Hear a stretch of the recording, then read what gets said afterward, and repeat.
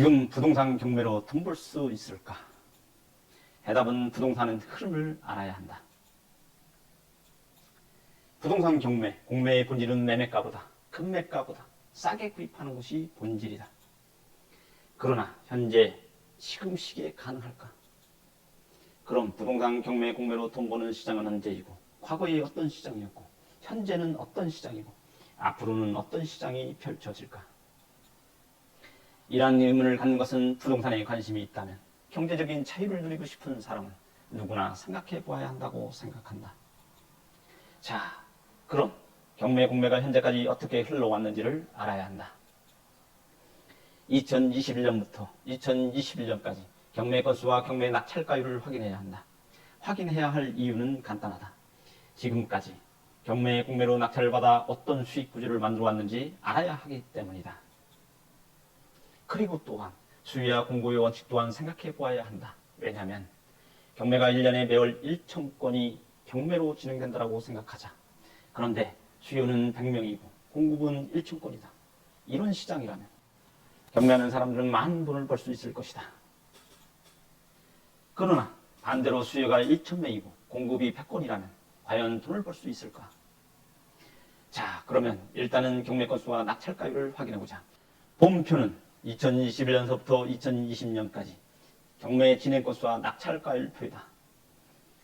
2021년서부터 2014년도까지 이걸 기준점으로 삼았을 때 2011년서부터 2014년도까지 공급은 많고 수요는 적고 낙찰가는 낮았다.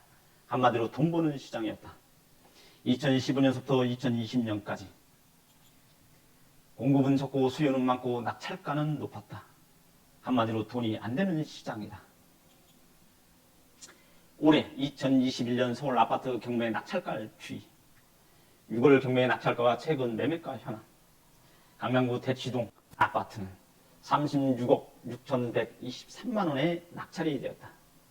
송파구 문정동 17억 9,100만 원, 은평구 신상동 4억 8천만 원. 그렇다면 최근 실거래가는 어떻게 형성이 될까?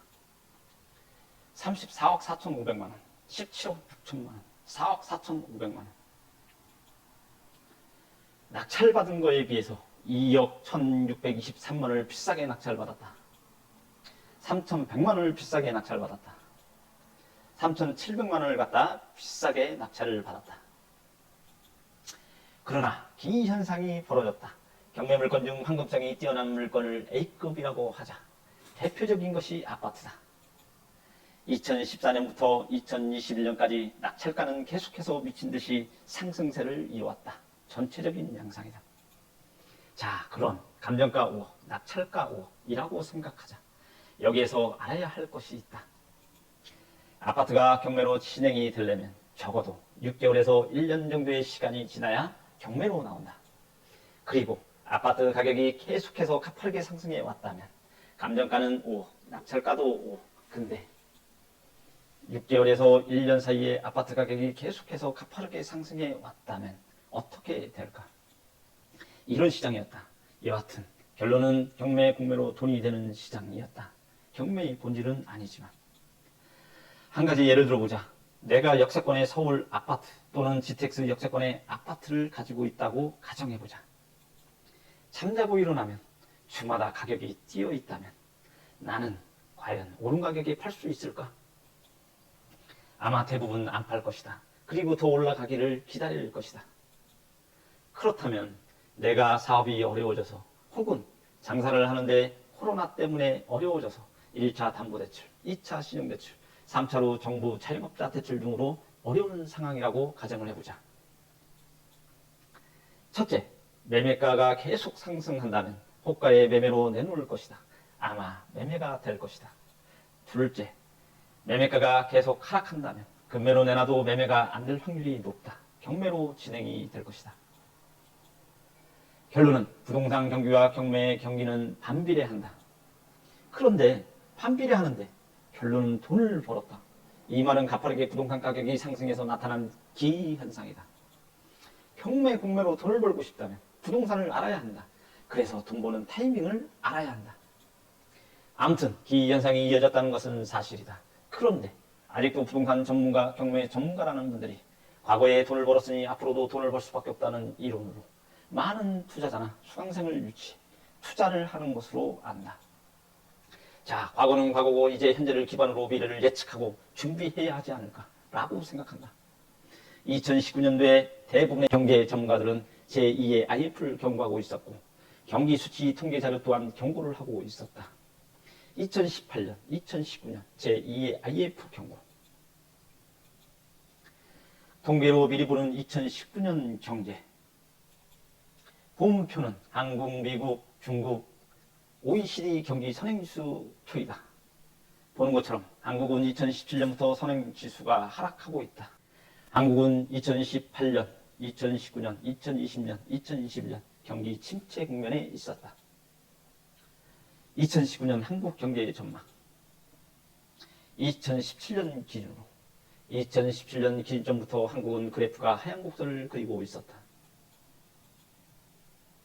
실업률 추이 전망. 자료 통계청. 2017년 기준으로 실업률은 증가 추세로 이어졌다.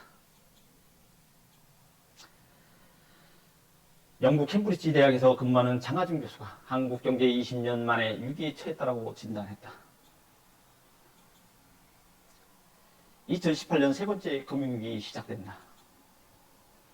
11년 주기 경제 위기설, 부정적 전망 가득한 2019년 글로벌 경제.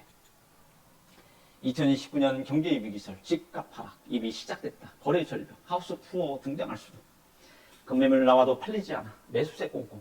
총 부채 원리금 상환 비율 DSR로 돈줄 차단. 금리 인상에 대출금 못 갚아 텀에도 일어날 수도. 10년 주기설, 벌집 순환 모형, 하락세에 뚜렷. 2018년부터 금융위기를 경고하고 있었다. 2018년, 2019년 경제 위기설, 그리고 팬데믹 발생, 새로운 세상이 펼쳐지다.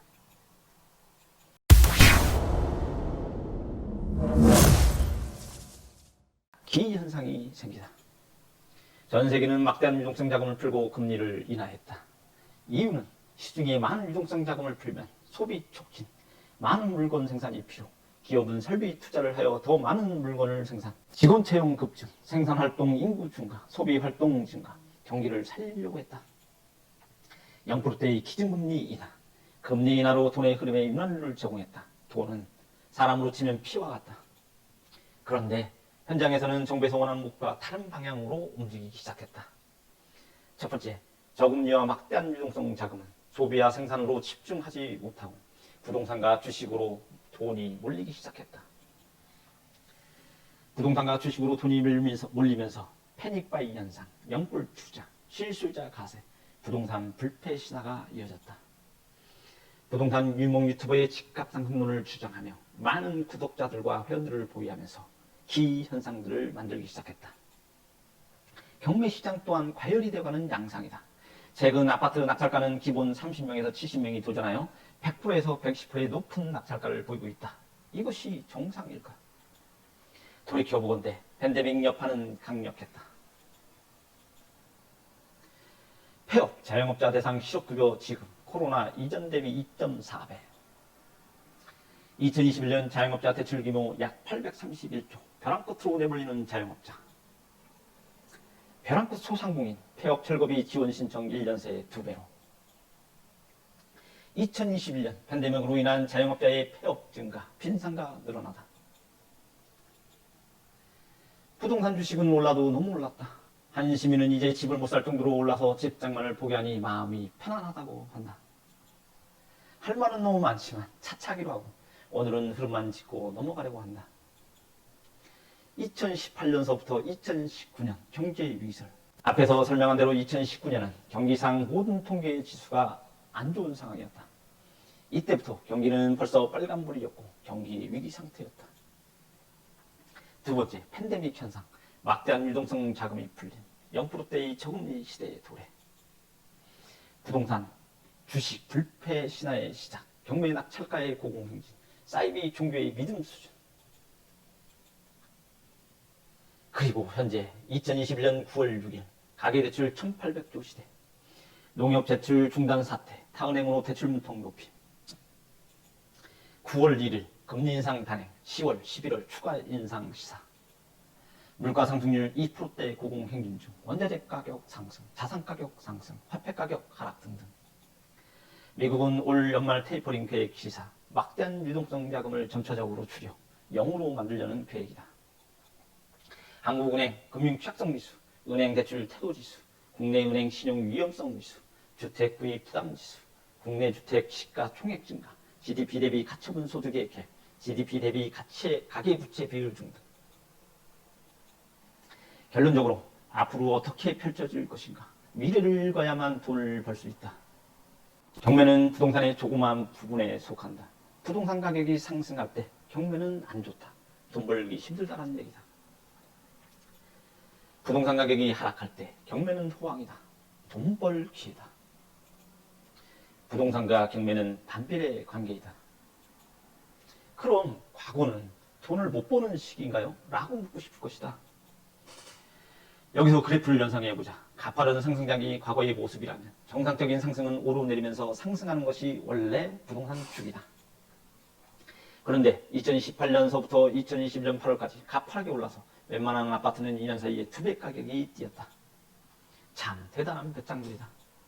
이제 여러분들도 관심을 갖고 현재에서 앞으로 미래가 어떻게 펼쳐질지 예측해봐야 하지 않을까? 라고 생각한다. 상승론자들의 주장은 이렇다. 공급 부족, 수요 증가, 정부 정책으로 공급 매물 현상, 공급 부족, 정부 공급 대책 향후. 입주 시기가 빨라야 5년 후의 일이기 때문에 그 전까지 공급 부족이다. 전세 물건, 공급 부족으로 전세 수요자 갈 곳 없다. 반전세, 월세화 현상 이어지다. 전세 물건, 공급 부족 현상으로 전세값 상승, 매매가 상승으로 이어진다는 전망을 한다. 한국은 토지가 적다. 그 중에서도 서울은 사람이 몰리고 땅은 없기 때문에 계속 상승할 수밖에 없다는 주장이다. 기타 등등. 거대한 쓰나미가 몰려오고 있다. 지금은 오지 않았지만 분명한 것은 쓰나미가 생겼고 시간이 걸릴 뿐이지 모든 것들을 쓸고 지나갈 것은 분명한 것이다. 커다란 산불이 났는데 거기에서 인삼의 가치가 상승 중이니 가격이 더 상승할 것이라는 기대감을 갖고 인삼을 더 심을 계획을 잡는 것과 같은 현상이다. 지금은 간단하게 정리할 것을 챙기고 산불을 피하는 것이 상책이다. 거대한 쓰나미가 몰려오고 있다.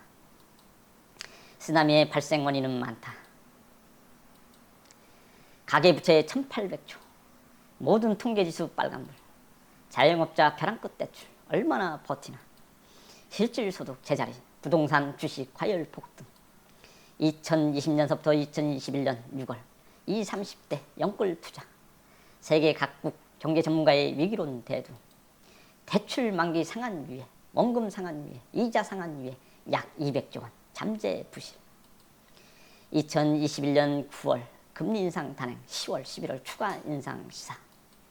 미국의 테이퍼링 금년말 시행 예정. 대출 상한 마지막 위에 6개월 더.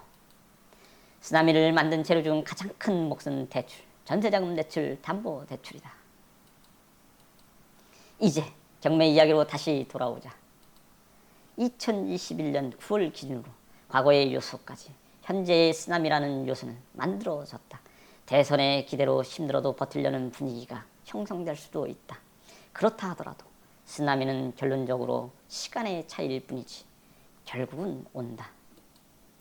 경매의 본격적인 시장의 도래는 올 하반기를 시작으로 2023년 본격적인 경매 시장이 도래할 것으로 예측한다. 판단은 여러분의 몫이다.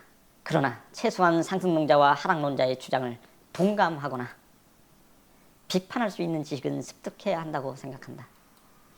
마지막으로 상승론자와 하락론자 중 한쪽으로 편중하지 말고 항상 양쪽에 관심을 갖고 귀 기울여야 한다고 생각한다. 끝까지 시청해 주셔서 감사합니다.